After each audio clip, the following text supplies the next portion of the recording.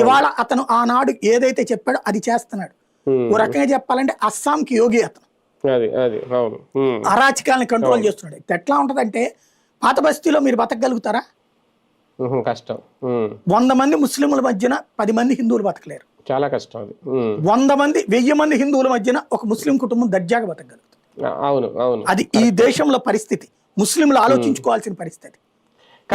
ఎందుకు అట్లా ఉంటుంది అన్నటువంటిది. ఇప్పుడు అస్సాంలో అది చేస్తుంటే ఇతను గొగోయిని తీసుకొచ్చి పెట్టాడు. ఈ గొగోయ్ ఏం చేస్తున్నాడు? ఇతనేమో డిపోర్టేషన్ చేస్తుంటే ఆడు మళ్ళీ వెల్కమ్ చేస్తున్నాడు, తీసుకొస్తున్నాడు. అక్కడ బెంగాల్లో తరిమి వేయబడుతున్న వాళ్ళందరినీ ఈ పట్టుకొస్తున్నాడు ఇక్కడికి. దాన్ని నిన్న ప్రధానమంత్రి ప్రస్తావించింది. డెమోగ్రఫికల్ చేంజ్ ని అంగీకరించాం అన్నటువంటి విషయాన్ని తేల్చి చెప్తున్నారు నరేంద్ర మోడీ. అవును. కానీ ఒకటి సార్, అంటే నేను మొత్తం అన్ని చోట్ల అన్నా కానీ చాలా వరకు ఒకవేళ కాంగ్రెస్ పార్టీ గట్టిగా దెబ్బతింటున్నా, భూస్థాపితం అవుతున్నా, అక్కడ భారతీయ జనతా పార్టీ పుంజుకుంటుందా లేదంటే పుంజుకుందే అనే దాఖలాలు కూడా చాలా తక్కువ. ఫర్ ఎగ్జాంపుల్ మన ఆంధ్రప్రదేశే అనుకోకుండా ఏదో రకంగా కలిసి వచ్చింది. కాంగ్రెస్ ఒక రకంగా ఇక్కడ కంప్లీట్గా భూస్థాపితం అయింది.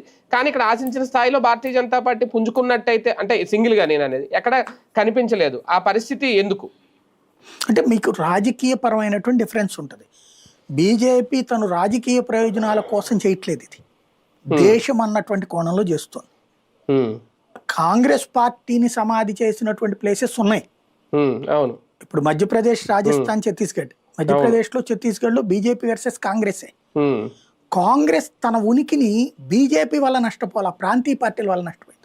బీజేపీ చేసిన ఎత్తులు ప్రాంతీయ పార్టీల బలోపేతానికి ఉపయోగపడ్డాయి. ఆంధ్రాలో తెలుగుదేశానికి ఉపయోగపడింది, వైసీపీకి